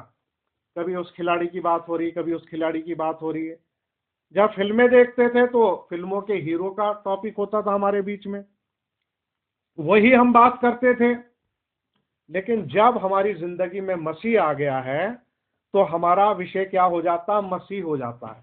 हम ये कोशिश करते हैं कि कब हमें मौका मिले और हम मसीह के बारे में कुछ बात करें, ताकि हमारी आत्मिक उन्नति हो सके, एक सच्चा मसीही जीवन। तो पुरानी बातों का बीत जाना और हमारे अंदर से निकल जाना बहुत जरूरी है। इनको निकालना है, पेनफुल तो है लेकिन निकालना है। और अगर हम नहीं निकालेंगे तो हम जीवन से वंचित रह जाएंगे। या तो हम 70-80 साल का एक ये जीवन ले लें जिसमें हम खूब फिल्में देख लें, खूब खेल देख लें, बाजारों में घूम लें, सारे वो काम कर लें जो दुनिया में होते हैं। 70-80 साल का आपका जीवन है, वो भी गारंटी नहीं है। किसी दिन एक्सीडेंट में मर गए, बीमारी में मर गए, किसी और तरीके से मर गए, तो अभी कोई गारंटी नहीं। चलो बाइबल बताती है 70 साल, बल के कारण 80 साल। चाहे तो इस जीवन को ले लो या फिर हमेशा की जिंदगी को ले लो, हमारे सामने ऑप्शन रखा हुआ है। उसके लिए ये है कि हमें पश्चाताप करना है, प्रभु यीशु मसीह के नाम में बपतिस्मा लेना है, और बपतिस्मे के बाद में आगे भी कुछ करना है, शिक्षा प्राप्त करनी है, संगति रखनी है, प्रार्थना करनी है, रोटी तोड़नी है, और धीरे धीरे क्या करना है? मसीह के कद तक आगे बढ़ना है। क्योंकि अगर हम संसार में हुए और मसीह आ गया तो हमारे हाथ पैर फूल जाएंगे, घबरा जाएंगे, और कोई उपाय हमारा काम में नहीं आएगा, क्योंकि जब वो एक न्याय के रूप में मेरा और आपका न्याय करेगा, तो मेरे प्रिय भाई बहनों, हम किसी एक बात का इनकार ही नहीं कर सकते। हमने कभी कोई गलत विचार किया, उसका इनकार कर ही नहीं सकते। लेकिन अगर हम मसीह में आ जाते हैं, उसे अपना लेते हैं, पवित्र आत्मा से भरपूर हो जाते हैं और उसकी आज्ञा का पालन करते हुए अपना जीवन बिताते हैं, तो प्रभु यीशु मसीह इस बात को आके कह सकते हैं, एक न्याय के रूप में तो वो न्याय करेंगे, लेकिन कहेंगे कि इसने मुझ पर विश्वास किया और इसके पापों की सारी कीमत मैंने अदा कर दी, अपना लहू बहा दिया, इसके पापों का मोचन हो गया, इसके ऊपर प्रतिज्ञा किए हुए पवित्र आत्मा की छाप है, ये मेरा है, प्रभु क्लेम कर देगा। इसीलिए वचन में प्रभु इतना प्रोत्साहित करता है, इतना प्रोत्साहित करता है कि चाहे तुम्हारे पाप लाल रंग के और अगरवानी रंग के क्यों ना हो, तो अभी हिम से ज्यादा वो श्वेत हो जाएंगे। वो कहता है कि आओ मेरे पास आओ, बातचीत करो। तो प्रभु जो है हमें पूरी तरीके से बदल देने के लिए तैयार है, लेकिन हमारा एक डिसीजन होना चाहिए कि हाँ, आज से, अब तक जो हुआ सो हुआ, आज से एक सच्चा मसीही जीवन मैं जीऊंगा। मेरी आवाज जो है, गलत आवाज किसी को सुनाई नहीं देगी। मैं किसी से लड़ूंगा नहीं, किसी को मैं दोषी नहीं ठहराऊंगा, किसी को मैं तुच्छ नहीं समझूंगा। मेरे प्रिय भाई बहनों, हमें हर एक व्यक्ति से प्रेम करना है, चाहे वो हमारे पड़ोसी हों, चाहे हमारे मिशन के भाई लोग हों, चाहे अपने एंटाई मैसेज के भाई लोग हों, मतलब हर एक मनुष्य से हमने प्रेम करना है। हमारे हृदय में सबके लिए प्रेम, सबके लिए दया, सबके लिए माफी होनी चाहिए। हाँ, वचन तो हमें शेयर करना है, अगर उस वचन को अगर कोई नहीं मानता तो उसको हमने ऐसे झिड़कना नहीं है। जैसे लोग क्या करते हैं, बातें सुनाते हैं, वो बातें सुनाते हैं कि भैया हम तो बड़ा दिन मानते नहीं है, हम तो मनाते नहीं हैं, सुनाते हैं लोगों को ऐसे। तो मेरे प्रिय भाई बहनों, इसको सुनाने की जरूरत नहीं है। अगर आप बड़ा दिन नहीं मानते, उसको सेलिब्रेट नहीं करते, तो ठीक है, आप शांति से उस काम को करो, लेकिन दूसरे को मत छेड़ो। वो अगर उस बात को नहीं समझता, उसको छोड़ दो, उसको करने दो। इसी प्रकार से बहुत ही बुद्धिमानी से, समझदारी से, एक सच्चे मसीही जीवन को जीते हुए इस गॉस्पल को जो है आगे हमने लेकर के जाना। क्योंकि प्रभु क्या कहता है भजन संहिता 46:10 में, वो कहता है कि शांत हो जाओ, मैं ही परमेश्वर हूं। मैं इसको समाप्त करूंगा 2-4 बातें कह के। सबसे पहली बात हमारे जीवन में जो आनी चाहिए, वो हम पूरी तरीके से शांत हो जाए। अगर हमें सच्चाई मिल चुकी है, अगर हमारे पास सच्चाई आ गई है, तो हम शांत हो जाए। शांत होने का मतलब क्या है कि हमारे जीवन में परमेश्वर का भय होना चाहिए। हमारे जीवन में परमेश्वर का भय जब होगा, तो हम बहुत सोच समझ के बोलेंगे कि मेरे इस शब्द से किसके लिए क्या नुकसान हो रहा है। अपने आप को इंसान शांत कर लेगा, परमेश्वर का भय मानेगा और परमेश्वर के आत्मा की अगुवाई में ही वो बोलेगा या काम करेगा। शांत हो जाए, be still, I am God. वही परमेश्वर है, वो कहता है शांत हो जाओ। सबसे पहले हमारे जीवन में एक ठहराव आना बहुत जरूरी है। शांति का दूसरा मतलब, शांत होने का दूसरा मतलब, हमारे जीवन में एक ठहराव आ गया। अभी बुद्धिमान व्यक्ति जो है वो बड़ा सोच समझ के बोलेगा। एक बार की बात है, हम लोग मुरादाबाद में थे, तो कई एक भाई लोग थे और ब्रदर एंड्रूज वहां पर थे। तो वहां पर भाई एंड्रूज जो थे, एक चेयर पर बैठे हुए थे, वो बिल्कुल चुपचाप शांत बैठे हुए थे। अभी ये बात जो है, मेरे जो शुरुआती दिन थे मसीहत में, उन दिनों की मैं बात बता रहा हूं। इतने वर्षों पहले वो पूरी शांति से बैठे हुए थे, चुपचाप बैठे थे। जब उनसे किसी बात को सवाल पूछा तो उन्होंने कहा वचन निकालिए, ये हिस्सा पढ़िए, और उसको बता दिया कि ये इसका आंसर है। मतलब कम शब्दों में उन्होंने अपनी बात का आंसर दे दिया। तो ये निशानी है एक बुद्धिमान व्यक्ति की। और मूर्ख जो है वो बोलता ही रहेगा, बोलता ही रहेगा, लोग उसे चुप कराएंगे, वो बोलता रहेगा। लेकिन बुद्धिमान जो है समय का इंतजार करता है और नपी तुली हुई बात जो है बोलता है, और वो सबको बैठ करके ऑब्जर्व करता रहता है। अभी कोई शांत बैठा है, चुपचाप बैठा है, तो आप समझ लीजिए हो सकता है कि कोई वो बुद्धिमान व्यक्ति हो और वो ऑब्जर्व कर रहा हो हर एक जीवन को। अभी हम तो कुछ कुछ बोल रहे हैं, वो ऑब्जर्व करेगा, भाई ये क्या बोल रहे हैं, क्या कर रहे हैं, क्या इनके एक्शन हो रहे हैं। तो इस तरीके से उनकी ऑब्जर्वेशन जो है बहुत ही ज्यादा गहरी होती है। इसलिए बुद्धिमान व्यक्ति जो है कम बोलता है और शांत रहता है। तो एक सच्चे मसीही जीवन के लिए मैं आपको 3 बातें बताऊंगा और इन 3 बातों को बता के मैं समाप्त करूंगा। एक सच्चा मसीही जीवन दिखावटी नहीं होता। हमारे जीवन के अंदर दिखावा नहीं होना चाहिए कि हम दिखावटी जीवन जिए। और इस बात को अगर आपको पढ़ना होगा तो बाद में आप पढ़ लेना, मत्ती 6 अध्याय 1 से 18 आयत तक, उसमें आपको मिलेगा। यहां 3 बातों का विशेषकर जिक्र है। प्रभु यीशु मसीह ने बताया कि जब हम अपनी भेंट चढ़ाएं तो उसमें हमें क्या करना, दान करते समय उसके आगे हम तुरही ना बजवाएं। यानी कि दिखावे के लिए हमें काम नहीं करना। चाहे हमें ऑफरिंग में या टाइथ में हमें जो कुछ भी डालना है, वो क्या डालना है कि जो हमारा दाहिना हाथ करता है वो बायां भी ना जाने।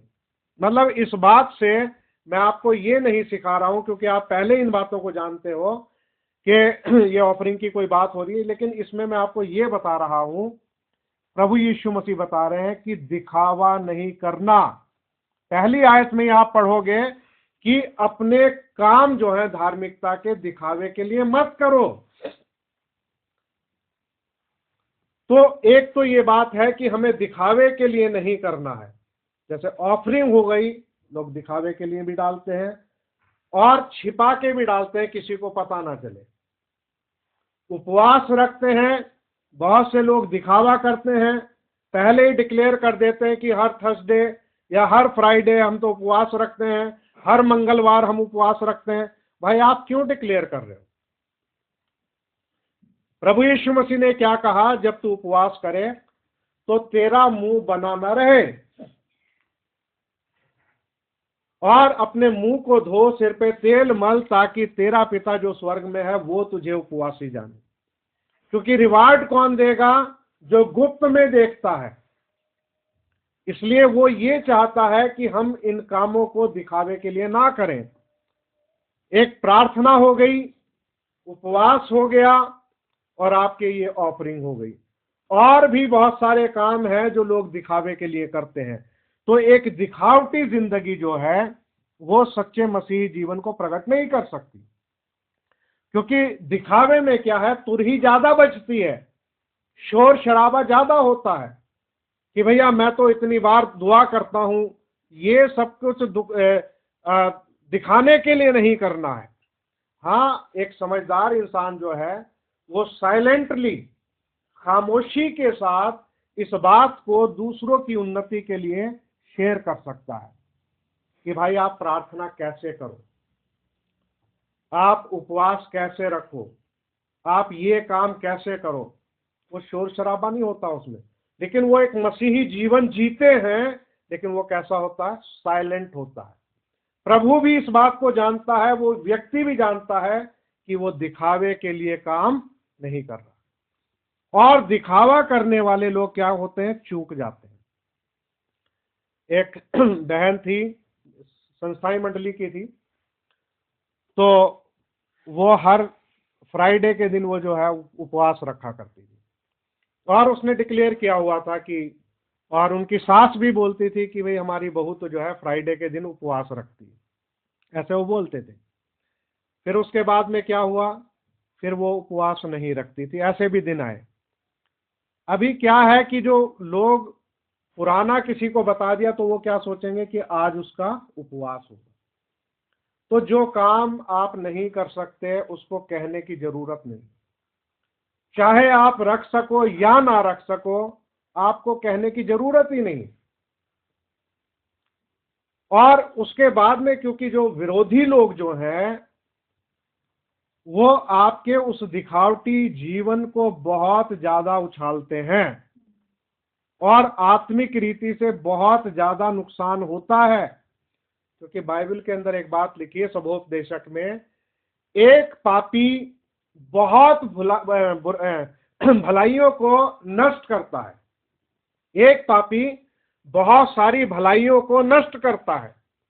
तो मेरे प्रिय भाई बहनों, जो भलाई हम सुसमाचार के लिए करना चाहते हैं या कर रहे हैं उसे कोई पापी नष्ट ना करे। एक सच्चा मसीही जीवन की हम लोग बात कर रहे हैं। ये बात मैं इसलिए आपको शेयर कर रहा हूं ये मैसेज। इसका मुख्य उद्देश्य ये है कि अगर हमारा दिखावटी जीवन होगा, अगर हम बुद्धिमानी से समझदारी से मसीही जीवन नहीं जिएंगे तो हमारे उन सारी अच्छी बातों को शैतान जो है मौका पाके नष्ट करने की कोशिश करेगा और हम पर दोष लगाएगा। तो इसलिए हमें सावधान रहना है पूरी तरीके से कि लोगों को दोष लगाने का मौका ना मिले। दूसरा पॉइंट जो है वो आपको गलातियों 5 अध्याय 22 से 26 में मिलेगा। एक सच्चा मसीही जीवन आत्मा के फलों से भरा होता है। तो आत्मा के जो फल हैं वो उस जीवन में पाए जाते हैं जो एक सच्चा मसीही जीवन होता है, और ये हमारी जिंदगी के लिए जो है बहुत ज्यादा जरूरी है। इसको हम थोड़ा सा पढ़ भी लेते हैं। 22वें आयत से पढ़ेंगे। पर आत्मा का फल प्रेम, आनंद, शांति, धीरज, कृपा, भलाई, विश्वास, नम्रता और संयम है। ऐसे ऐसे कामों के विरोध में कोई व्यवस्था नहीं। और जो मसीह यीशु के हैं उन्होंने शरीर को उसकी लालसाओं और अभिलाषाओं समेत क्रूस पर चढ़ा दिया। यदि हम आत्मा के द्वारा जीवित हैं तो हम आत्मा के अनुसार चले भी। हम घमंडी होकर ना एक दूसरे को छेड़ें और ना एक दूसरे से डहा करें। तो देखिए, प्रभु के वचन जो हैं ये हमारा मार्गदर्शन करते हैं। अगर हम इनको अपने जीवन में ना अपनाएं तो हम मसीही जीवन जीने में चूक जाएंगे। हमारी कोई गवाही नहीं रहेगी, हमारे जीवन से किसी को फायदा नहीं मिलेगा, हमारे जीवन की वजह से जो है कोई प्रभु के करीब नहीं आ पाएगा। तो यहां पर ये लिखा है, और जो मसीह यीशु के हैं उन्होंने शरीर को उसकी लालसाओं और अभिलाषाओं समेत क्रूस पर चढ़ा दिया। तो हमारा पुराना जीवन जो है वो खत्म हो जाना चाहिए। अगर हमारे अंदर अभी पुराना जीवन बाकी है तो हम फिर एक अच्छे गवाह नहीं बन सकते। और लिखा है, यदि हम आत्मा के द्वारा जीवित हैं तो आत्मा के अनुसार चले भी। पौलुस इस बात को जोर दे करके बोलता है और बताता है कि हमें जीवन किसके द्वारा मिल रहा है, वचन के द्वारा मिल रहा है। प्रभु ने कहा जो बातें मैं तुमसे कहता हूं वो आत्मा भी है और जीवन भी है।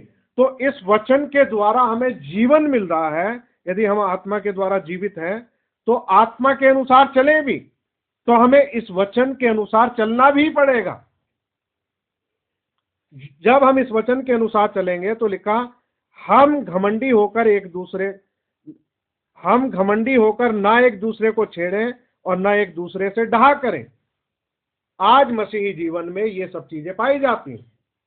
अभी एक मान लीजिए कोई एंड टाइम मैसेज का कोई भाई है तो वो किसी पेंटिकॉस्टल भाई को छेड़ने लगे या उससे डहा करने लगे या CNI वाले को छेड़ने लगे या डहा करने लगे या किसी भी संस्थाई मंडली के भाई को छेड़ने लगे या डहा करने लगे, किसी परिवार के साथ ऐसा करने लगे, तो इससे क्या होगा? इससे हमारी मसीही गवाही खराब हो जाएगी। वो थोड़ी चुप बैठेगा। अगर हम किसी को छेड़ेंगे, अगर हम किसी से डहा करेंगे तो वो हमारी गवाही को खराब कर देगा, वो हमारे पुराने जीवन की बातों को लेकर के आ जाएगा। और पुराना जीवन ही नहीं, अगर हमारे पास वर्तमान में कुछ है तो वो वर्तमान की चीज को लेके आ जाएगा। वो बोल देगा कि भैया ये तो टीवी देखते हैं, वो बोल देंगे ये तो मोबाइल में फिल्मी गाने सुनते हैं, वो कुछ भी बोल देंगे जो चीज आपको देखेंगे, और आप इनकार नहीं कर सकते, उस बात का इनकार नहीं कर सकते। तो इससे क्या होगा, तो देखिए कितनी दूर तक ये बातें जाती हैं।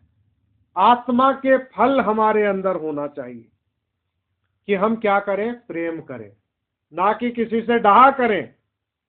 हम धीरज धरें, मतलब हमारे अंदर आत्मा का प्रेम, आनंद, शांति, धीरज, कृपा, भलाई, विश्वास, नम्रता और संयम, ऐसे ऐसे कामों के विरोध में कोई व्यवस्था नहीं।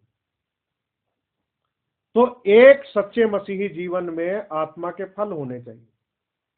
ये एक बहुत बड़ी जीत है अगर हम लोगों को छेड़ना बंद कर दें, उनसे डहा करना बंद कर दें। और ये जगह जगह चीजें होती हैं, मतलब लोगों में इतनी मैच्योरिटी आई नहीं अभी कि वो इतने मैच्योर हो जाते कि हमें उस जीवन को कैसे प्रस्तुत करना है, इस जीवन के वचन को किस तरह से हमें शेयर करना है, किस प्रकार से अपनी जिंदगी से इसको प्रकट करना है। मान लीजिए हमें किसी से अगर प्रेम करना पड़े, तो प्रेम की जो परिभाषा है, गहराई है, पहला कुरिन्थियों 13वें अध्याय में लिखा वो अपनी भलाई भी नहीं चाहता। प्रेम ऐसा होता है, डहा नहीं करता, बुरा नहीं मानता, झुंझलाता नहीं है, कुकर्म से आनंदित नहीं होता, सारी बातें उसके अंदर जो है वो लिखे, धीरजवंत है। तो अगर हम किसी से प्रेम ही करें, और प्रेम के बारे में क्या लिखा प्रभु ने कहा, अपने सताने वालों से प्रेम रखो, अपने दुश्मनों से प्रेम रखो, उनके लिए क्या करो, प्रार्थना करो। हम ऐसा नहीं कर पाते, हम ऐसा नहीं करते, इसलिए जीवन क्या है, फेलियर है। एक सच्चा मसीही जीवन, जो इंसान अगर ये ठान लेना कि मैं एक सच्चा मसीही जीवन जीऊंगा, वो बाइबल लेके अपने सीने से लगा के चुपचाप एक बंद कोठरी में चला जाएगा, और जब बाहर निकल के आएगा तो थोड़ा कुछ बदल के आएगा कि हाँ मैंने आज ये बात पकड़ ली, मैं अपने हृदय में प्रेम रखूंगा, मैं प्रार्थना करूंगा, मैं क्षमा करूंगा। और इस तरीके से क्या होता है, एक मसीही जीवन बनता है। हमारा मसीही जीवन ऐसे ही बनता है। तो हमें एक सच्चे मसीही उसकी जीवन की जरूरत है। तीसरा पॉइंट है, एक सच्चा मसीही जीवन परमेश्वर के गुणों को प्रकट करता है। दूसरा पतरस 1 अध्याय और उसकी 5 से 7 तक तो वो सद्गुण लिखे हुए हैं, और भी अगर आप पढ़ोगे तो इसमें आपको बहुत ढेर सारी बातें जो है वो मिलेंगी। तो हमारे जिंदगी के अंदर परमेश्वर के सद्गुण होने चाहिए, विश्वास होना चाहिए, सद्गुण होना चाहिए, संयम होना चाहिए, धीरज होना चाहिए, भक्ति होनी चाहिए, भाईचारे की प्रीति होनी चाहिए। सारे सद्गुण हमारे अंदर होने चाहिए। अगर हम इन सद्गुणों को ले लें तो पतरस एक बहुत अच्छी बात इसमें बोलता है। पतरस ने इसमें लिखा कि अगर ये चीजें तुम में वर्तमान हो और बढ़ती भी जाएं, वर्तमान हो और बढ़ती भी जाए, तो ये सारे सद्गुण जो हैं हमारा स्पिरिचुअल जो ब्लाइंडनेस जो है, अंधापन जो है, उसको दूर करते हैं, हमारी आंखों से धुंधलापन को दूर करते हैं। देखिए हर एक इंसान चाहता है कि वो साफ साफ देखे, उसे स्पष्ट दिखाई दे। अगर हमारी आंखें धुंधली हो जाएं तो हम तुरंत डॉक्टर के पास चले जाएंगे कि भैया साफ नहीं दिखता, और चश्मा बनवा लेंगे, दिखाएंगे, जांच करवाएंगे। अगर हमें बहुत कम दिखता हो तब भी हम जांच के लिए चले जाएंगे। और अंधापन जो है अपने आप में कितनी बुरी बात है, कितनी खराब बात है। वह हमारी चाल को कितना धीमा कर सकता है उसको आप देख सकते हो। अगर आपने कभी किसी अंधे को किसी छड़ी की सहायता से चलते हुए देखा हो, उसकी गति कितनी धीमी हो जाती है, कितना संभल संभल के देख देख के चेक कर करके उसको चलना पड़ता है। ये सद्गुण जो है ये हमारे जीवन के धुंधलेपन और अंधेपन को दूर करते हैं, हमें सब कुछ स्पष्ट दिखाई देता है। तो धीरज होना कितना जरूरी है, इसको डेवलप होने दो। जब हमें धीरज धरने का समय वो मिले, मौका मिले, तो बाइबल के अनुसार धीरज को अपना पूरा काम करने दो, संयम रखो, धीरज रखो। अब जब तक हम उन सिचुएशन में पड़ेंगे नहीं तब तक ये चीजें हमारे अंदर आएंगी नहीं। अगर मैं ये सोचूं, आप ये सोचूं कि हमें कोई सताए ना, हमें कोई परेशान ना करे, हमें कोई तंग ना करे, हमसे कोई नफरत ना करे, हमसे कोई बैर ना करे, तो तब तक ये गुण आपके और मेरे अंदर डेवलप नहीं हो सकते। यानी कि जिस प्रकार से भट्टी के अंदर तप के सोना जो है निखरता है, उसी प्रकार से ये दुख रूपी अग्नि रूपी भट्टी जो हमारे लिए रखी गई है कि हम परखे जाएं। ये इसलिए है ताकि हम खरे निकल के सिद्धता को प्राप्त करें। और ये जो है पतरस में जो हमने पढ़ा है, ये है स्टेचर ऑफ परफेक्ट मैन, सिद्ध मनुष्य का डील डॉल। हमारा विश्वास हर दिन बढ़ता है, पेशेंस हमारा हर दिन बढ़ता है, सद्गुण हमारे हर दिन बढ़ते हैं, भक्ति भाव हमारा हर दिन बढ़ता है। यानी कि ये बढ़ने वाली चीजें हैं, इनको हम जितना चाहें बढ़ा लें उतना कम है। जितना इसको हम बढ़ाते रहेंगे हमारा अंधापन और धुंधलापन दूर होता रहेगा। तो एक सच्चा मसीही जीवन, एक सच्चा मसीही जीवन एक हमें गवाह बना देता है कि हम उसके गवाह बने, वास्तविक गवाह। और हमारे जीवन का प्रभाव औरों के ऊपर पड़ता है, और इसमें सारी चीजें इंक्लूड हैं। सिर्फ आप प्रभु यीशु मसीह के चेहरे को अपने सामने रख लें, मैं उसको अपने सामने रख लूं, उससे हमें प्रेरणा मिलती रहेगी। अगर हमें कोई गाली दे के चला जाए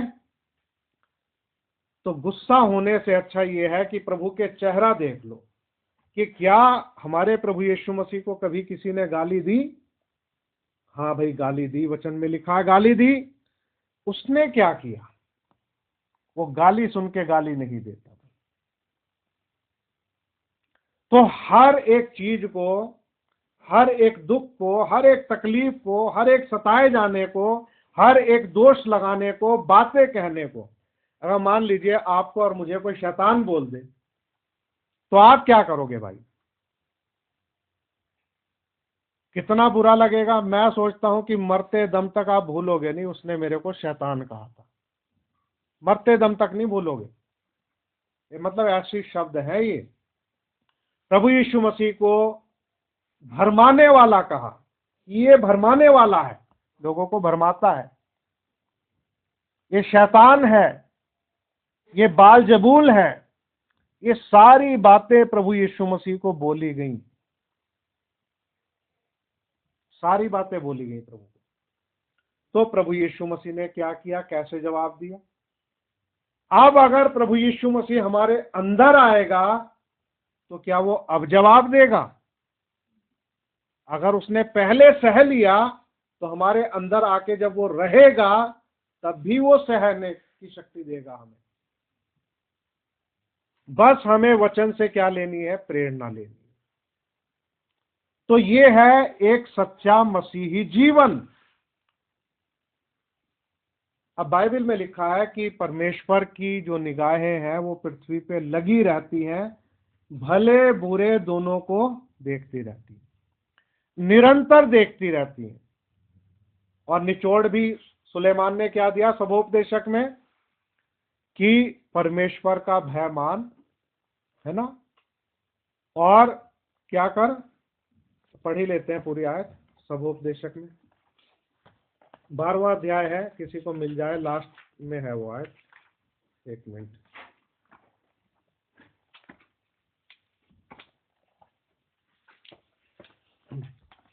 सभोपदेशक 12वां अध्याय, बड़ी प्यारी आयत है वो।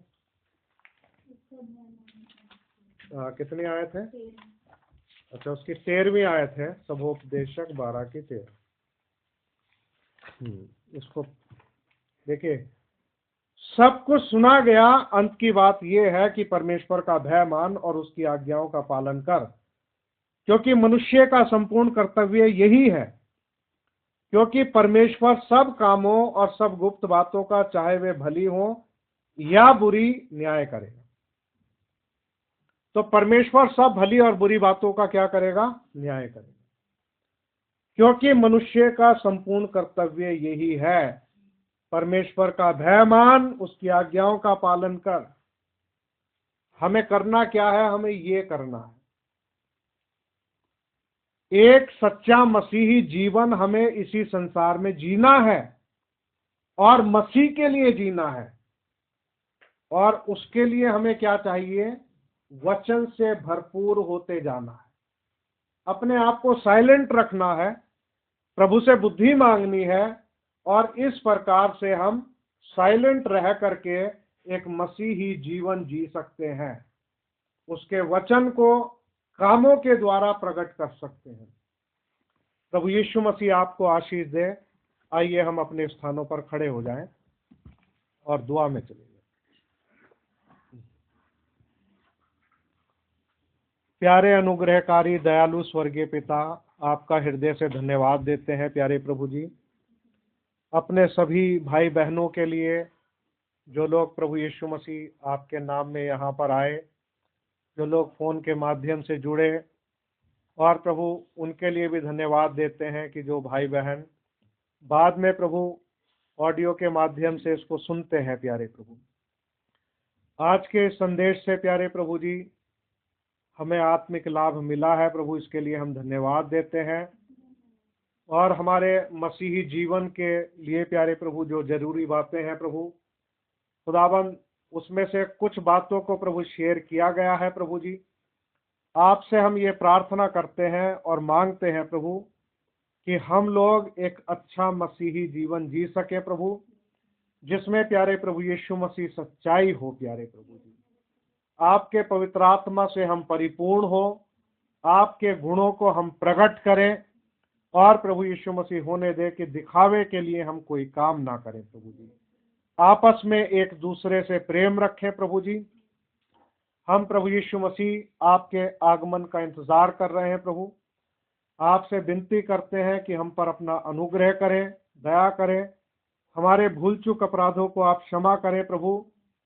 और जो भी प्रभु जी हमारे बीते हुए जीवन में, बीते हुए समय में, जिस समय खुदाबंद हम मैच्योरिटी महसूस नहीं करते थे प्रभु जी, जो भी खुदाबंद हमसे गलतियां हुई हैं, आप हमें क्षमा करें प्रभु जी। आप प्रार्थना करते हैं प्रभु कि हमें ऐसा अनुग्रह प्रदान करें प्यारे प्रभु जी कि बड़ी समझदारी से, बुद्धिमानी के साथ प्यारे प्रभु जी हम एक अच्छा मसीही जीवन जी सके प्यारे प्रभु।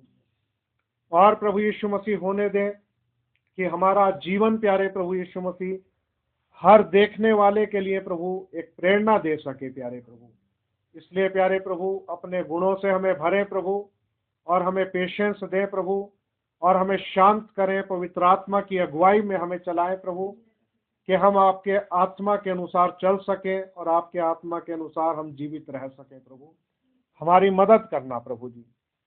मेरी दुआ है प्रभु यीशु मसीह, अगर किसी भाई बहन की यहाँ पर कोई दुर्बलता है, कमजोरी है हम में से, उसे आप दूर करें प्रभु।